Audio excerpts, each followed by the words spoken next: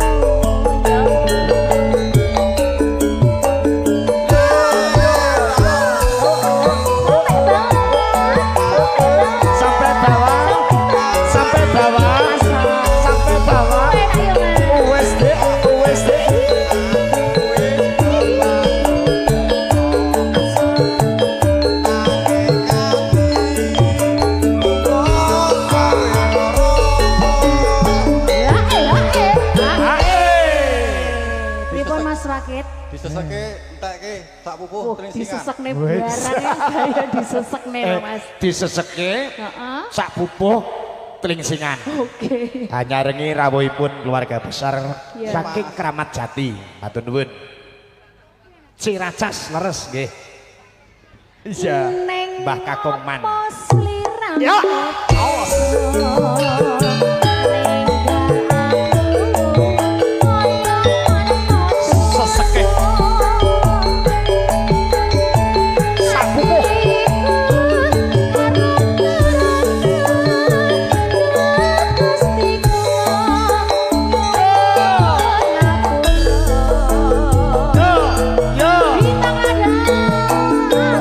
Iki lho sing duwe cokek mania Indonesia.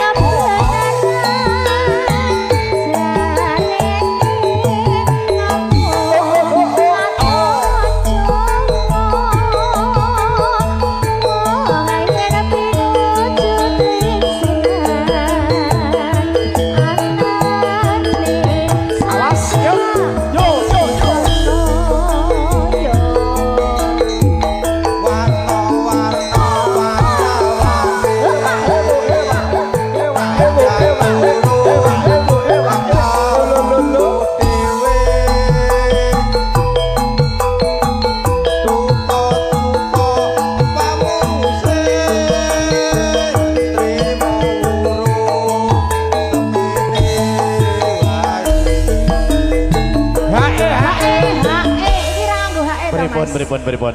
Lewate karo bose. Tenang bae, tenang bae. Oke, langsung sasek Iki pokoknya. janane jalan angin saiki kok. Set. Iya. Iya. Diangkat ya.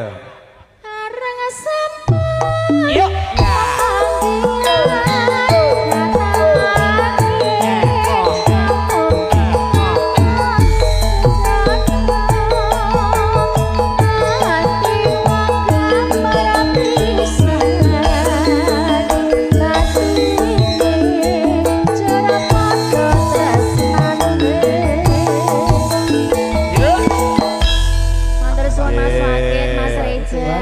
Matur Bola nuwun. cokek mania. Mboten iki. kondur sik wis pokoke engko disambung kembali.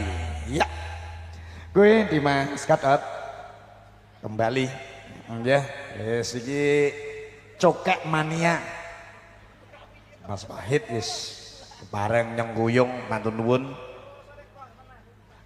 Lah iki ne siji internet nang kono iki piye konsepe ya? Aku ini mendring nyedai Pak Denarlane teratapan. Kaya niki kok ora beres. Penghasilanku hari ini Pripun, Pak berkurang Di? nek mendring nyedai Pak Bisi-bisi Denarlan. pripun?